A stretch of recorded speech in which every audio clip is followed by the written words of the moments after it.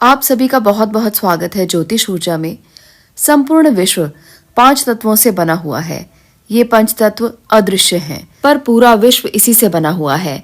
जब हमारी 6वीं इंद्री कार्यरत होती है, हमें इन 5 तत्वों की अनुभूति स्थूलतम से सूक्ष्मतम इस क्रम में होती है। हम इन 5 तत्वों पृथ्वी, जल, अग्नि, वायु, आकाश को क्रमशः गंध, रस, रूप, स्पर्श और ध्वनि के माध्यम से अनुभूत कर सकते हैं। आज हम यहाँ पर ऐसी बात करने वाले हैं जिससे आपको समझ में आएगा कि सकारात्मक और नकारात्मक अनुभूतियों को हम कैसे जान सकते हैं, जो हमें हमारी 6वीं इंद्री से, या हम ये कह सकते हैं कि हमारी 5 ज्ञानेंद्रियों के माध्यम से मिलती है। तो चलिए जानते हैं कि कैसे आप किसी ऐसे समय में जब सकारात्मक एनर्जीज हमारे आसपास होती हैं, उनको कैसे महसूस कर सकते हैं। पहले हमें ये पता चलना चाहिए कि कौन सी जो ऊर्जा है, कौन सी जो शक्ति है वो नकारात्मक है, कौन सी शक्ति सकारात्मक है। उसके बाद हम ये जान पाएंगे कि इन शक्तियों से हम कैसे ऊर्जा को ले सकते हैं। सबसे पहले बात करते हैं पृथ्वी तत्व की। पृथ्वी तत्व का अर्थ है सुगंध। जब हमें घर के आसपास, घर में या अपने कार्य क्षेत्र में कोई ऐसी सुगंध आए जो बहुत अच्छी हो, तो ऐसे में आपका पृथ्वी तत्व जो है वो बहुत मजबूत हो रहा है और कहीं ना कहीं कोई ऐसी अनुभूति है जो बहुत अच्छी है। पर वहीं दूसरी तरफ अगर आपको बुरी दुर्गंध आती हो, अगर आपको ऐसा महसूस होता हो कि कहीं से घर के आसपास या घर में मूत्र की दुर्गंध आ रही है, तो वहां पर किसी न किसी बुरी अनुभूति का होना माना जा सकता है। अब हम बात करते हैं जल तत्व की। अगर आपको ऐसा महसूस होता है कि आपको चीजों का स्वाद अनुभव किए बिना ही आ रहा है और वो स्वाद कड़वा है, तो वहां पर आपका जल तत्व प्रभावित हो रहा है। दूसरी तरफ अगर आपको स्वाद हर जगह पर अच्छा लगता है और अगर आपको बिना कुछ खाए वो स्वाद अच्छा लगता है, यानी कि आपने अपने मुंह में कुछ भी नहीं रखा फिर भी आपको मधुर स्वाद आता है, तो आपका जल तत्व बिल्कुल अच्छा है और आपके अच्छी अनुभूति का कारण आपके आसपास कोई ऐसी ऊर्जा है जो आपको इस मधुरता का एहसास दिला रही है। वहीं अगर आपको हर बार कड़वा कड़वा महसूस होता है, तो इसका मतलब है कि आपका जल तत्व प्रभावित है और कोई बुरी अनुभूति आपके आसपास है। 5 तत्वों में अगला तत्व है अग्नि तत्व, जिसे तेज तत्व भी कहा जाता है। देवता के दर्शन होना, उनका स्पंदन महसूस करना, आभा मंडल को महसूस करना, ये दिखाता है कि आपका अग्नि तत्व बहुत विकसित है और आप उन्हें महसूस कर सकते हैं, जो ऊर्जाएं अच्छी हैं। पर वहीं अगर आपको कोई भूत प्रेत या डर या अनिश्चित शक्तियों का आभास होता है, तो ऐसे में आपका अग्नि तत्व खराब स्थिति में है और आप उन चीजों का एहसास करते हैं जिनका दुनिया में कोई वर्चस्व नहीं है। इसके बाद अगला तत्व है वायु तत्व। अगर किसी के आसपास ना होते हुए भी सर पर हाथ रखना जैसा अनुभव आपको महसूस होता है, तो कोई ऐसी अनुभूति आपके आसपास है जो बहुत प्यारी है, बहुत अच्छी है। और अगर किसी का एहसास इस प्रकार से हो कि कोई अनिष्ट शक्ति आपको छू रही है, रात के समय आपको बुरे सपने आ रहे हैं, किसी बात का आपको भय रहता है, डर रहता है, तो ऐसे में आपका वायु तत्व बिगड़ा हुआ है और आपके वायु तत्व में बहुत सारी प्रॉब्लम है, जिसकी वजह से आप अच्छे तरीके से सो नहीं पाते हैं, आपको अनिद्रा की प्रॉब्लम रहती है, आपको अनिष्ट शक्तियों का एहसास होता है। कुछ ना कुछ ऐसी अनिष्टकारी शक्तियां आपके आसपास मौजूद हो सकती हैं। अब बात करते हैं अगले तत्व की। अगला तत्व है आकाश तत्व।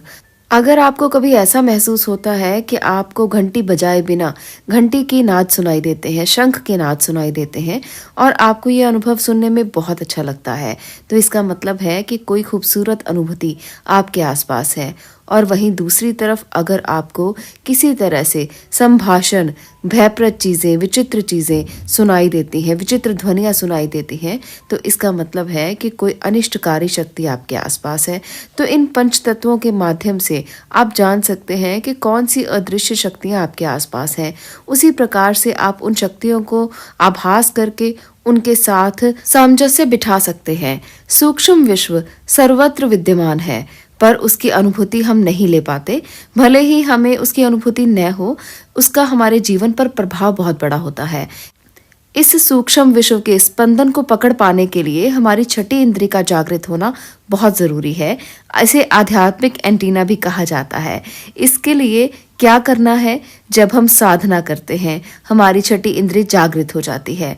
अध्यात्म के 6 मूलभूत सिद्धांतों के अनुसार नियमित साधना करने से हमारा आध्यात्मिक स्तर बढ़ जाता है और हम अधिक गहराई से सूक्ष्म विश्व को समझकर अनुभव कर सकते हैं। अगर मैं आपको आसान भाषा में इसको समझाने की कोशिश करूं, तो पुराने समय में जब दूरदर्शन कार्यक्रम आया करते थे, तब उन पर एक एंटीना लगा होता था। अगर वो एंटीना ठीक से काम ना करे तो उसमें काली और सफेद धारियां आने लगती थी। दूरदर्शन के स्टेशन से तरंगे भेजी जाती थी। हमारा टीवी तब तक उसे नहीं पकड़ सकता था जब तक उस पर एंटीना ना लगा हो। उसी तरह से सूक्ष्म विश्व जो है और ईश्वर का अस्तित्व जो है, वो सदैव हमारे आसपास रहता है, परंतु हम उसे तब तक अनुभव नहीं कर पाते जब तक साधना आरंभ ना कर दें, जिससे हमारी छठी इंद्री कार्यक्षम हो जाए। कभी कभी कुछ ऐसे लोगों को भी हम देखते हैं जो बहुत ही छोटी उम्र में सूक्ष्म विश्व को समझ पाते हैं, अदृश्य शक्तियों को समझ पाते हैं, जबकि उनकी इतनी साधना होती भी नहीं। इसका कारण ये होता है कि पिछले जन्मों से साधना से ही उन्होंने आवश्यक आध्यात्मिक स्तर प्राप्त कर लिया है, तो इसलिए वो अपने जन्म से ही इस तरह से विकसित होते हैं कि उनको अदृश्य शक्तियों का आभास बहुत आराम से हो जाता है।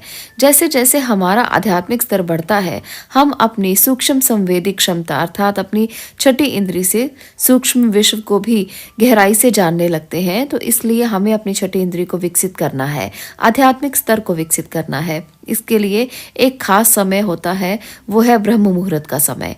अगर ब्रह्म मुहूर्त में बैठकर मेडिटेशन की जाए, ध्यान किया जाए, तो आपकी छठी इंद्री विकसित हो सकती है। आपका एंटीना काम करना शुरू कर सकता है, उन तरंगों को लेना शुरू कर सकता है जो ब्रह्मांड में चारों तरफ फैली हुई है। तो आपको इस बात को समझना है कि अगर आप भी चाहते हैं कि अदृश्य शक्तियों की मदद आपको भी मिले और आप भी इस अनुभव को महसूस करें, तो आप ध्यान अवश्य करें। सामान्यतः देखा गया है कि स्त्रियों की छठी इंद्री पुरुषों की तुलना में अधिक बलवान होती है। सूक्ष्म संवेदी क्षमता प्राकृतिक रूप से स्त्रियों में अधिक देखी गई है और पुरुषों की तुलना में महिलाओं को अधिक पूर्वाभास भी होते हैं। इसका मुख्य कारण ये है कि पुरुषों का बौद्धिकता की ओर झुकाव अधिक होता है और उनकी प्रवृत्ति अधिक बुद्धिवादी होती है। कभी कभी किसी अनजान घर में जाकर भी अपने ही घर जैसा अनुभव होना, कभी कोई अनहोनी होने की आशंका होती है और किसी अन्यथा अरुचिकर व्यक्ति को देखकर अटूट प्रेम का अनुभव हो जाना, ये सभी सूक्ष्म मन की अनुभूतियां हैं। इन भावनाओं को हम समझा नहीं सकते। कभी कभी हम किसी ऐसे व्यक्ति के बारे में सुनते हैं जिन्हें सूक्ष्म आयाम से जानकारी मिलती है और जो सूक्ष्म लोकवासियों से बातें करते हैं। ये सब चीजें भी सूक्ष्म जगत का ही हिस्सा हैं। माना जाता है संपूर्ण ब्रह्मांड का अस्तित्व 14 विभागों में और लोकों में बटा हुआ है। इसमें 7 अच्छे लोक और 7 बुरे लोक हैं। पृथ्वी ही एक स्थूल लोक है, जबकि अन्य लोक सूक्ष्म स्तर के होते हैं। अच्छे लोकों में से स्वर्ग एक अच्छा लोक है, जहां हम मृत्युपरांत जा सकते हैं। इस स्थिति को पाने के लिए सूक्ष्म देहों की आवश्यकता होती है। सूक्ष्म देहों के माध्यम से अवचेतन मन में पूर्वाभास पैदा होते हैं। ये सूक्ष्म देह और शक्तियां भूलोक और पाताल लोक की अनिष्ट शक्तियां होती हैं। इन सूक्ष्म देहों के पास काल के परे देखने की क्षमता होती है। यदि उनके पास स्वयं ये क्षमता ना हो, तो ऐसी क्षमता से युक्त उच्च स्तरीय अनिष्ट शक्तियों से ये जानकारी प्राप्त कर लेते हैं। तो इसलिए अपने मन को इतना ज्यादा परिपक्व कर लेना, बुद्धि के क्षेत्र को बढ़ा देना, ये एक ऐसा क्षेत्र है जहां से आप ज्ञान का सागर पैदा कर सकते हैं और इस क्षेत्र से आप किसी भी परलोक की यात्रा कर सकते हैं।